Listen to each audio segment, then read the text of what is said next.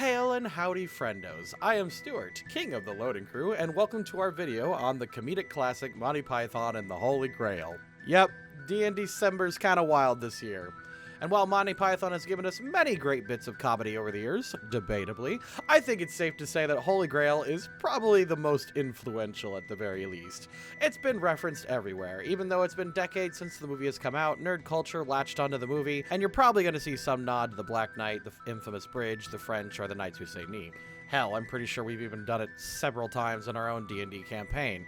And while it'd be easy to cover everyone, I think it's fair that we cover the main character and ringleader of the Knights of the Round Table, the King of the Britons, Arthur Pendragon. Arthur, much like the original version, was crowned King of the Britons after obtaining the legendary sword Excalibur.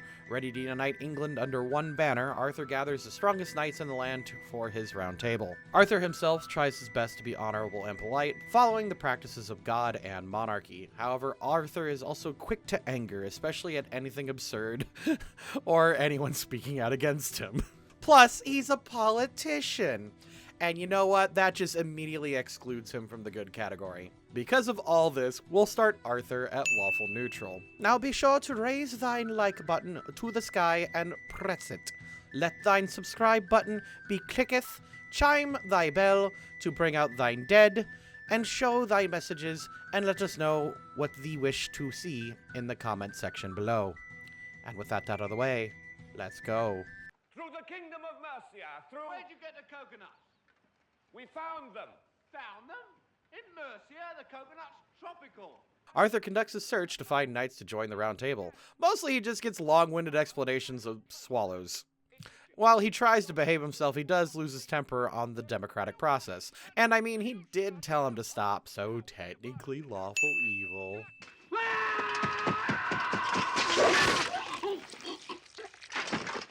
Arthur finds a worthy Black Knight in an iconic Nat 20 scene. Extending an invitation to the knight, Arthur is forced to battle him. Even when Arthur beats him, the knight keeps attacking until Arthur is forced to a draw. Clearly, even Arthur's skills could not best the Black Knight. Lawful good? Yeah, lawful good. Well, she turned me into a newt. I got better. Still on his quest, Arthur sees that a witch trial is held in Bedivere. Impressed by the wisdom on display, Arthur interjects with the answer and offers the knight a place at the round table. Lawful neutral. The wise Sir Bedivere was the first to join King Arthur's knights, but other illustrious names were soon to follow.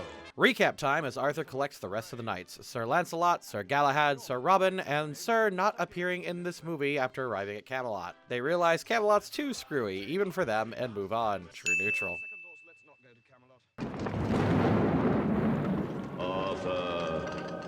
Arthur, King of the Britons. Oh, don't grovel. Receiving a message from God, Arthur and the knights accept a quest to get the Holy Grail. He's polite and cordial and accepts this great honor, even if God is annoyed at their prostrating. Lawful good. Shelter for the night. He can join us in our quest for the Holy Grail. Well, I'll ask him, but I don't think he'll be very keen. With quest in hand, Arthur and his knights come across their first roadblock, the French. Sorry. This movie's absurd. I love it. While Arthur and the others are looking for food and shelter, they ask to see what the French claim to be the Holy Grail. They try repeated attempts to persuade and force their way into the castle, but nothing works. Neutral evil, technically. I fart in your general direction. Your mother was a hamster, and your father smelt of elderberries. Yeah, you know what? Yeah, that's a Nat 20 insult. That's legendary. So after a trouncing by the French, Arthur decides to split the party and hunt for the Grail elsewhere. I suppose I could go into the individual knights if you want. Are you sure? I mean, we can see Robin, Galahad, Lancelot. Alright, I'm only focusing on Arthur then. Make it quick.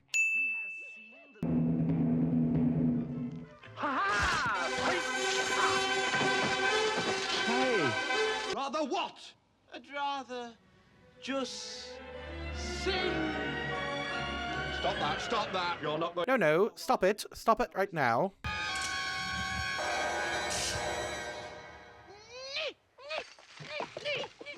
Traveling with Bedivere, Arthur comes across another legendary foe, the Knights Who Say Ni.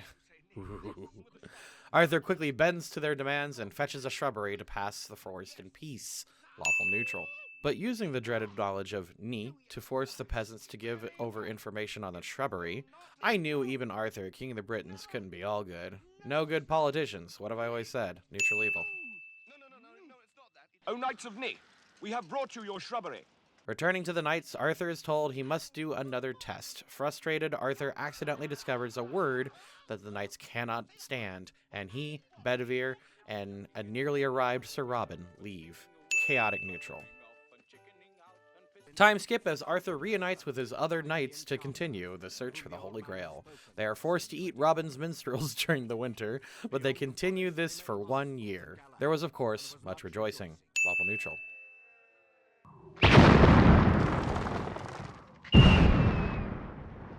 Meeting the magical enchanter, Tim, Arthur learns of a dangerous beast guarding the way to the Grail. After seeing the deadly but fluffy little beast kill his knights, oh, I love him. Arthur pulls out the big guns and uses the holy hand grenade. Lawful neutral. Oh! My God! Making their way past the first beast and then the black beast, Arthur and the knights stand in front of the Bridge of Death. After Lancelot is the only one to make it past, Arthur steps forward and asks a clarification, getting past the bridge. Lawful neutral.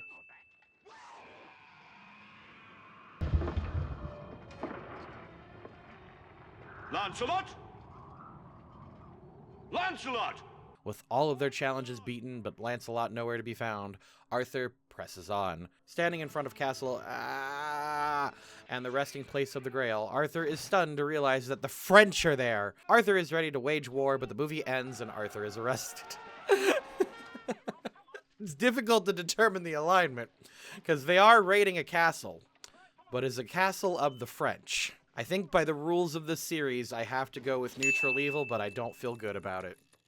Holy Grail is a movie, and it's a blast. It's easy to see why it's been adapted into musicals like Spamalot, and it's withstood the test of time. It's a fun, chaotic movie that's probably the most accurate to the D&D experience outside of, like, Legends of Vox Machina, but even then. And yeah, it's definitely a D&D party. It's a group of chaotic munchkins trying to achieve a single goal, and shenanigans ensue at every turn. The difference is that the guards stop Vox Machina at episode 3, as opposed to the end of the movie. And while most D&D parties want to be Fellowship of the Ring, it usually ends up becoming this.